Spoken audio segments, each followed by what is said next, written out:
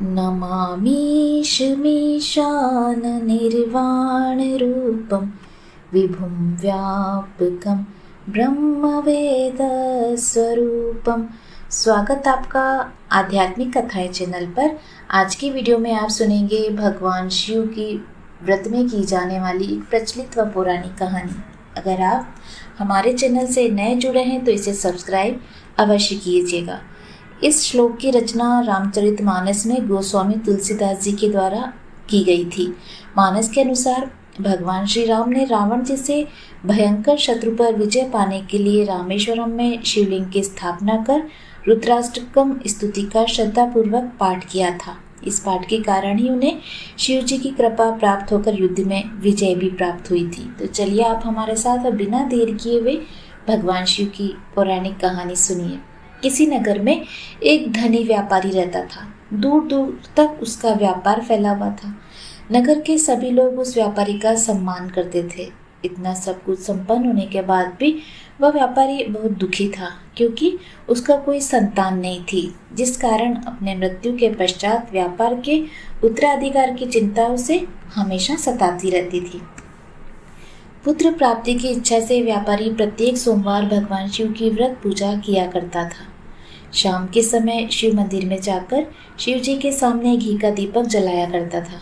उसकी भक्ति देखकर मां पार्वती प्रसन्न हो गई और भगवान शिव से उस व्यापारी की मनोकामना पूर्ण करने के लिए निवेदन किया। भगवान शिव ने कहा, इस संसार में सबको अपने अपने कर्मों के साथ फल की प्राप्ति होती है। जो प्राणी जैसा कर्म करते हैं उन्हें वैसा ही फल प्राप्त होता है। शिव जी द्वारा समझाने के बावजूद भी मां पार्वती नहीं मानी और उस व्यापारी की मनोकामना पूर्ति हेतु वे शिव जी से बार बार अनुरोध करती रही।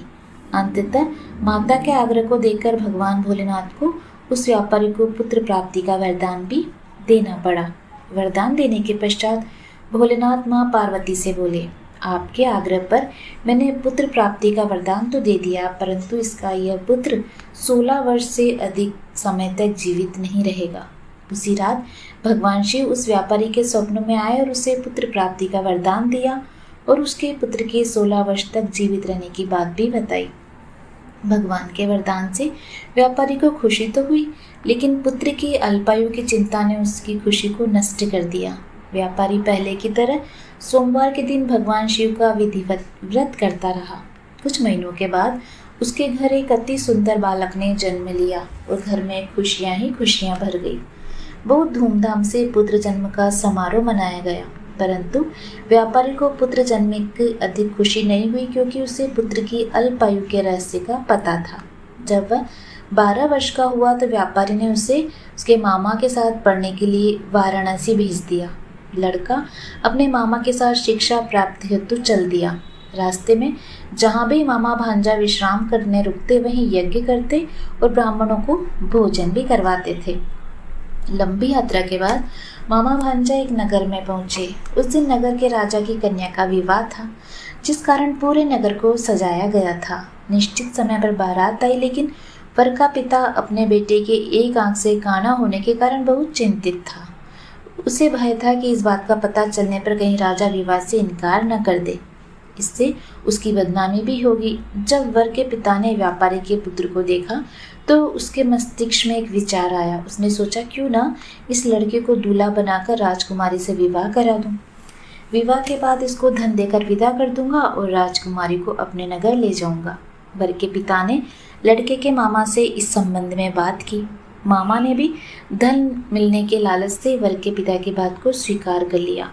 लड़के को दूल्हे का वस्त्र पहनाकर राजकुमारी से विवाह करवा दिया गया। राजा ने बहुत सारा धन देकर राजकुमारी को विदा किया। शादी के बाद लड़का जब राजकुमारी के साथ लौट रहा था तो वह सच नहीं छिपा सका और उसने राजकुमारी के ओढ़ने पर लिख दिया, राजकुमारी, तुम्हारा विवाह मेरे साथ हुआ था। मैं तो वाराणसी पढ़ने के लिए जा रहा था। अब तुम्हें जिस युवक की पत्नी बनना है वह एक आंख से काना है। जब राजकुमारी ने अपने ओढ़ने पर लिखा हुआ पढ़ा तो उसने काने लड़की के साथ जाने से इनकार कर दिया। राजा को भी जब यह बात पता लगी तो उसने राजकुमारी को महल में ही रोक लिया। उधर लड़का अपने मामा के साथ वाराणसी पहुंच गया और गुरुकुल में पढ़ना शुरू किया। जब उसकी आयु 16 वर्ष की हुई तो उसने यज्ञ किया। यज्ञ के समाप्ति पर ब्राह्मणों को भोजन करवाया, खूब अन्न वस्त्र दान किए। रात को वह अपने शयन कक्ष में सो गया। शिव जी के वरदान के अनुसार शयन अवस्था में ही उसके प्राण पखेरु उड़ गए। सूर्योदय पर मामा मृत भांजे को देखकर रोने पीटने लगा। आसपास के लोग भी एकत्रित होकर दुख प्रकट करने लगे। लड़के के मामा की रोने विलाप करने के स्वर से समीप से गुजरते हुए भगवान शिव और माता पार्वती ने सुना। माता पार्वती ने भगवान से कहा, प्राणनाथ, मुझे इसके रोने के स्वर सहन नहीं हो रहे, आप इस व्यक्ति के कष्ट को अवश्य दूर करें। भगवान शिव ने माता पार्वती के साथ अदृश्य रूप में समीप जाकर देखा तो भोलेनाथ माता पार्वती से बोले, यह तो उसी व्यापारी का पुत्र है जिसे मैंने 16 वर्ष की आयु का वरदान दिया था। इसकी आयु अब पूरी हो चुकी है। माँ पार्वती ने फिर भगवान शिव से निवेदन कर उस बालक को जीवन देने का आग्रह किया।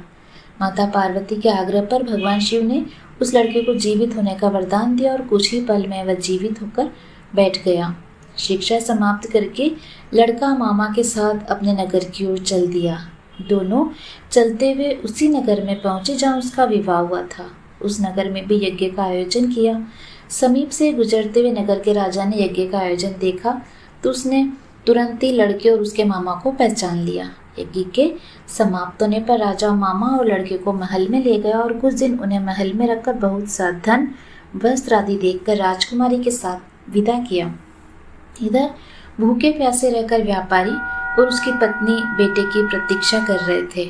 उन्होंने प्रतिज्ञा कर रखी थी कि यदि उन्हें अपने बेटे की मृत्यु का समाचार मिलेगा तो वे भी अपने प्राण त्याग देंगे। परंतु जैसे ही उसने बेटे के जीवित वापस लौटने का समाचार सुना तो वो प्रसन्न हुआ और वह अपनी पत्नी और मित्रों के साथ नगर के द्वार पर पहुंचा। अपने बेटे के विवाह का समाचार सुनकर और पुत्र वधू राजकुमारी को देखकर उसकी तो खुशी का ठिकाना ही नहीं रहा।